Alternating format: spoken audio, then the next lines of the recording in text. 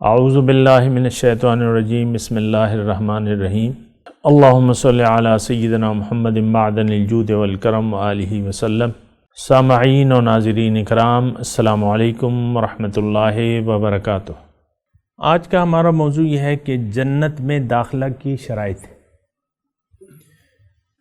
اور یہ ایک ایسی چیز ہے جو اللہ تعالیٰ نے اس کو بڑی کامیابی سے کہا ہے، فمن زحزح عن النار وادخل الجنۃ فقد فاز۔ اللہ تعالیٰ نے یہ کامیابی جو ہے اللہ تعالیٰ بیان کر رہا ہے کہ کامیاب انسان کون ہے۔ اللہ تعالیٰ فرما رہا ہے یوم آخرت جو دوزخ سے بچا لیا گیا اور جنت میں داخل کر دیا گیا، یہ لوگ کامیاب ہیں۔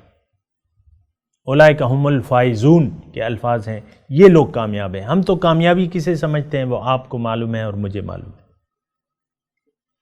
بیٹھے بٹھائے جو ہے آپ کا 5 کروڑ کا انعام نکل آئے تو ہم سمجھتے ہیں یار کامیابی کی شروعات ہو گئی ہماری، لیکن بسا اوقات یہ دولت دنیا جو ہے یہ اللہ سے غفلت کا پیش خیمہ ثابت ہوتی ہیں، یہ بھی میں آپ کو بتا دوں۔ بہرحال آج کا جو موضوع ہے وہ جنت میں داخلے کی شرائط۔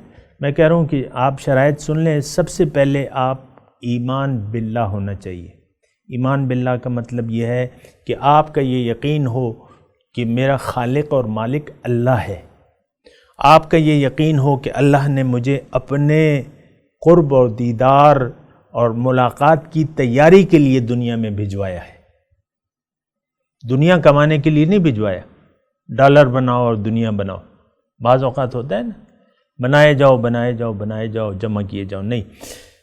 اللہ کا میرا خالق اللہ ہے اور مجھے اللہ اپنی طرف بلا رہا ہے۔ یہ دنیا کیا ہے، یہ رسل و انبیاء کیوں آئے ہیں، یہ اللہ کی طرف دعوت دینے والے ہیں۔ قل ھذہ سبیلی ادعو الی اللہ، پیغمبر کی زبان سے اللہ تعالیٰ فرمائے ان سے کہہ دو کہ میرا تو مشن فقط صرف یہ ہے کہ میں لوگوں کو اللہ کی طرف بلاتا ہوں۔ انا ومن اتبعن، میں اور میرے پیروکار جو ہیں وہ سب ایسے ہی ہیں۔ تو ایک تو یہ ہے کہ آپ کا اپنے اوپر یقین ہو۔ یہ تھوڑا سا ایک پہلو میں بھول گیا تھا، سب سے پہلے آپ کا اپنے اوپر یقین ہو اور آپ دھوکے کا شکار نہ ہو جائیں۔ اول تو ہم ایک دھوکے کا شکار ہیں کہ جو نظر آ رہا ہوں میں وہی ہوں، بس یہ میں، یہ میری بیوی، یہ میرے بچے، یہ میرا گھر اور یہ میرے نوکری اور کاروبار، اس کے علاوہ کچھ بھی نہیں ہے۔ عام طور پہ ہم ایسی زندگی گزاریں، نہیں۔ آپ کا اپنے اوپر یقین ہو کہ میں یہ نہیں ہوں جو نظر آ رہا ہوں، میں وہ ہوں جو نظر نہیں آ رہا، میں اللہ کا ہوں، اللہ کی طرف سے آیا ہوں، اللہ کی طرف تیاری کر کے میں نے واپس جانا ہے۔ تو سب سے پہلے دیکھیں یہ یقین سے پھر عمل کی بنیاد بنتی ہے۔ آپ کا کسی کام پر بھی یقین نہ ہو تو وہ کام آپ ہرگز نہیں کریں گے۔ دنیا میں ایک پاگل انسان بھی اگر ایک پتھر لے کے کسی کی طرف دوڑتا ہے تو اس کا ایک یقین ہوتا ہے اور اس کا ایک مقصد ہوتا ہے۔ کوئی پاگل انسان بھی، ہم تو بنا کسی مقصد کے نہیں بلکہ مقصد سے زندگی گزار رہے ہیں، اور مقصد کیا ہے؟ صرف ظاہر نہیں۔ آپ اپنے آپ کو پہچان لیں، نمبر 1۔ جنت میں داخلے کی میں آپ کو شرائط، اپنے آپ کو پہچان لیں، اپنی منزل کو پہچان لیں، اس پر یقین کر لیں، لا مقصود الا اللہ۔ اور پھر جو ہے آپ یعنی یہ آپ نے یقین کر لیا، اب عمل صالح۔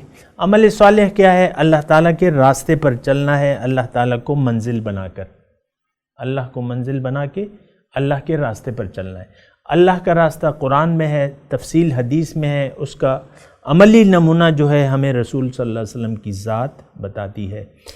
اللہ کو منزل بنا کے اللہ کے راستے پر آپ چلنا شروع کر دیں، یہ شرائط ہیں۔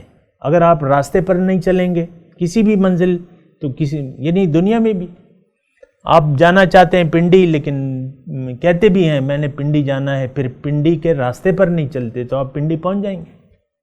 نہیں پہنچیں گے۔ اللہ کو اگر منزل بنانے ہیں اللہ کے راستے پر چلنا ہو۔ اللہ کا راستہ قرآن ہے، حدیث ہے۔ مقامی طور پر کسی نگران کی نگرانی میں کسی سچے شخص کو تلاش کر کے سچے شخص کی رہنمائی میں آپ نے اللہ تعالیٰ کی طرف یعنی راستے پر چلنا ہے. اور یہ بات اللہ تعالیٰ ہمیں قرآن میں بتا رہے ہیں. یہ یا ایھا الذین آمنوا اتقوا اللہ وکونوا مع الصادقین، اے ایمان والو اللہ کا تقوی اختیار کر لو اور صادقین کے ساتھ رل مل جاؤ، ان کی صحبت اختیار کرو.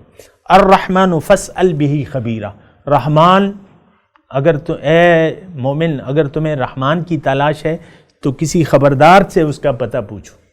فاسأل بہ خبیرہ، پھر یعنی اس شخص کے رہنمائی میں قرآن اور حدیث اور حضور صلی اللہ علیہ وسلم کی اسوہ حسنہ کی پر آپ چلتے جائیں. آپ کی جنت کی شرائط یہی ہیں اور بہت آسان ہے. اس میں کیا مشکل ہے؟ اس میں کسی پیسے ٹکے کی تو ضرورت نہیں ہے کہ بھئی 5 لاکھ کا گھر ملے گا. پیسوں کی بات نہیں ہے، بس آپ نے یعنی اور بھی باتیں ہیں لیکن وہ ابھی وقت ختم ہے، اور انشاءاللہ اگلی نشست میں کوشش کریں گے اس پہ بات کریں. وآخر دعوانا ان الحمدللہ رب العالمین. مولاي صل وسلم دائما أبدا على حبيبك خير الخلق كلهم.